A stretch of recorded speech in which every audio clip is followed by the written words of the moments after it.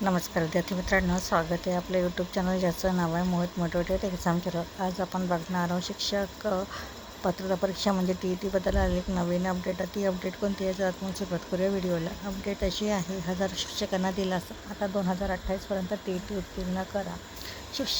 हक्क कायदा लागू होण्यापूर्वी नियुक्त झालेल्या आणि सेवानिवृत्तीसाठी 5 वर्षापेक्षा जास्त कालावधी बाकी असलेल्या देशभरातील प्राथमिक उच्च माध्यमिक शाळा शिक्षकांना TET उत्तीर्ण करण्यासाठी सर्वोच्च न्यायालयाने आता 31 ऑगस्ट 2028पर्यंत मुदतवाढ दिली आहे. यामुळे हजारो शिक्षकांना मोठा दिलासा मिळणार आहे. सर्वोच्च न्यायालयाच्या निर्णयामुळे विविध राज्यातील हजारो शिक्षकांना दिलासा मिळाला असून त्यांना TET तयारी करण्यासाठी अतिरिक्त वेळ मिळणार आहे.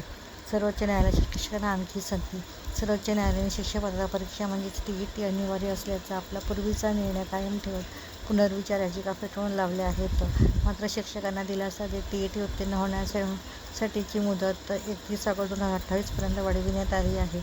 यापूर्वी ही अंतिम मुदत 31 ऑगस्ट 2027 होती.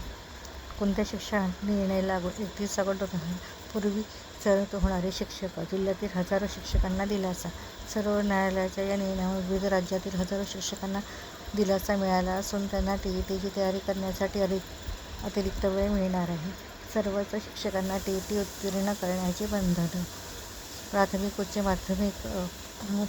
व उच्च प्राथमिक शाळांवरील शिक्षकांसाठी TET उत्तीर्ण होणे अनिवार्य आहे.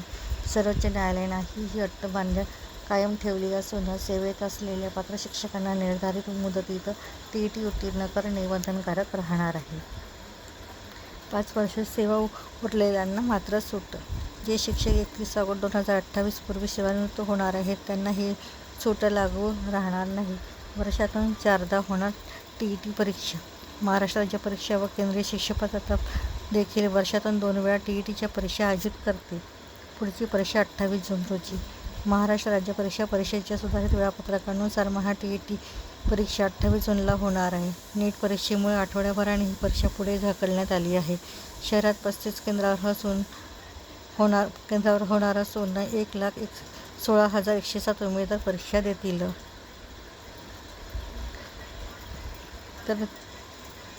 तर 2,595 शिक्षक अद्यापही अनुत्तीर्ण. नागपूर जिल्हा परिषद अंतर्गत आतापर्यंत 1,030 शिक्षकांनी TET परीक्षा उत्तीर्ण केली आहे तर 2,593 शिक्षक अद्यापही अनुत्तीर्ण आहेत. तर ही होती